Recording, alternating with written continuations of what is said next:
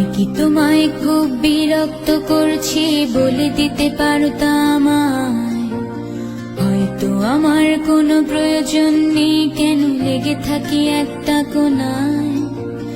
আমি কি তোমায় খুব বিরক্ত করছি বলে দিতে পারতা আমায়?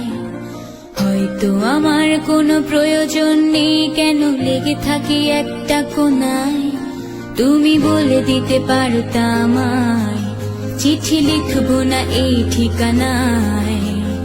আমারও তো মন ভাঙে, চোখে জল আসে, আর অভিমান আমারও তো হয়, অভিমান আমারও তো হয়।